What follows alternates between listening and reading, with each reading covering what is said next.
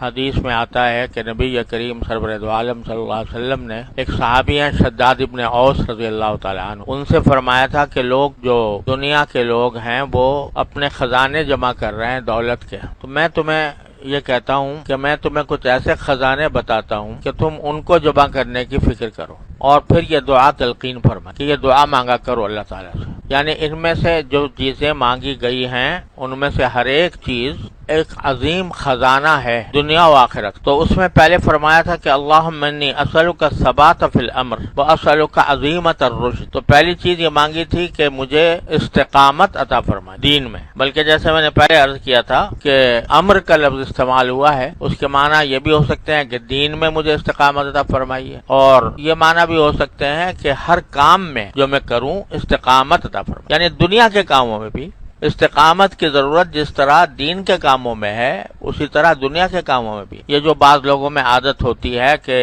کچھ دن ایک کام کیا، پھر ایک دل اکتا گیا، دوسرا شروع کر دیا، اس سے دل اکتا گیا، تیسرا شروع کر دیا، یہ دنیا کے لحاظ سے بھی فائدہ مند نہیں ہوتا۔ دنیا کے لحاظ سے بھی فائدہ مند یہ ہے کہ یک درگیر و محکم گیر، ایک دروازہ پکڑو اور مضبوطی سے پکڑو، تو پھر اس میں استقامت کے نتیجے میں پھر دنیا کے مقاصد بھی پورے ہوتے ہیں۔ اور دین میں تو ہے ہی یہ بات کہ دین میں جو عمل بھی انسان کرے یا شروع کرے تو اس پر استقامت حاصل کرے، اس پر دوام حاصل کرے۔ حضرت معاذ ابن جبل رضی اللہ تعالیٰ عنہ سے نبی کریم سرور دو عالم صلی اللہ علیہ وسلم نے ارشاد فرمایا تھا کہ اخلص دینک یکفیک العمل القلیل، اپنے دین میں اخلاص پیدا کر لو تو تھوڑا عمل بھی کافی ہو جائے گا تمہیں جنت تک پہنچانے کے لیے۔ اور یہ فرمایا قل آمنت باللہ واستقم، ایک مرتبہ یہ کہہ دو کہ میں اللہ پر ایمان لایا، پھر اس پر استقامت اختیار کر لو۔ اور نبی کریم سرور دو عالم صلی اللہ علیہ وسلم سے بھی قرآن کریم نے یہ فرمایا واستقم کما امرت،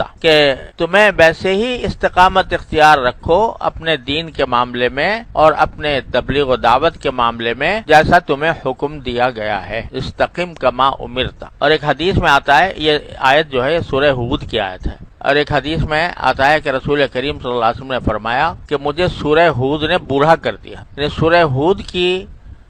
جو آیات ہیں انہوں نے مجھے بوڑھا کر دیا، یعنی مجھے اتنا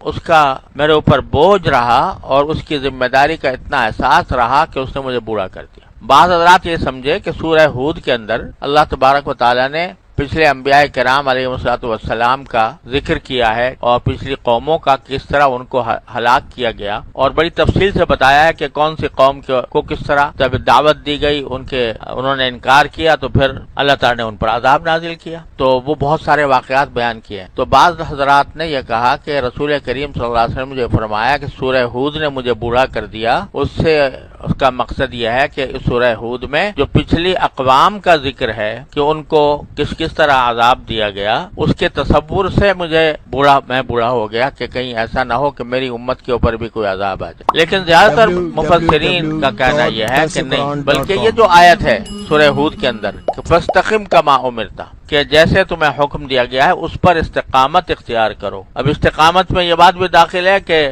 برائیاں کی جا رہی ہیں، طعنے دیے جا رہے ہیں، تکلیفیں پہنچائی جا رہی ہیں، اذیتیں دی جا رہی ہیں، مگر مضبوطی سے پکڑے ہو۔ تو استقامت بڑی عظیم چیز ہے، اور دین کے معاملے میں خاص طور پر اور دنیا کے معاملے، اس لیے سب سے پہلی چیز جو مانگی ان خزانوں میں،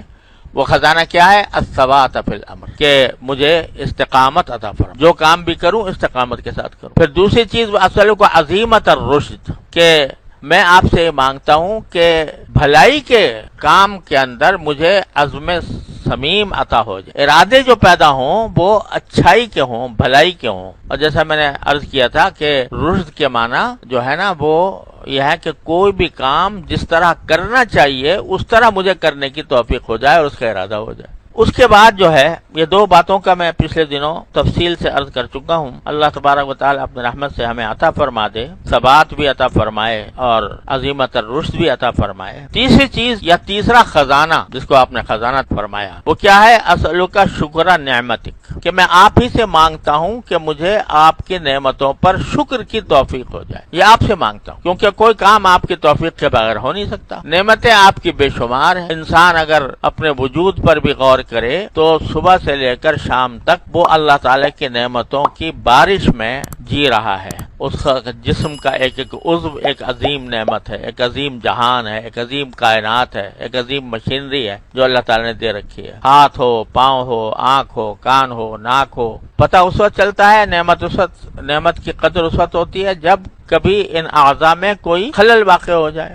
ان اعضاء میں کوئی بیماری پیدا ہو جائے، تب پتہ چلتا ہے کہ کتنی بڑی عظیم نعمت تھی۔ لیکن ہم زندگی گزار رہے ہیں، صبح سے لے شام تک ان نعمتوں کے اندر جی رہے ہیں۔ قرآن کریم توجہ دلاتا ہے کہ اسبغ علیکم نعمہ ظاہرۃ و باطنہ، کہ اللہ نے تمہارے اوپر نعمتیں نچھاور کی ہیں، ظاہری بھی اور باطنی بھی۔ لیکن آدمی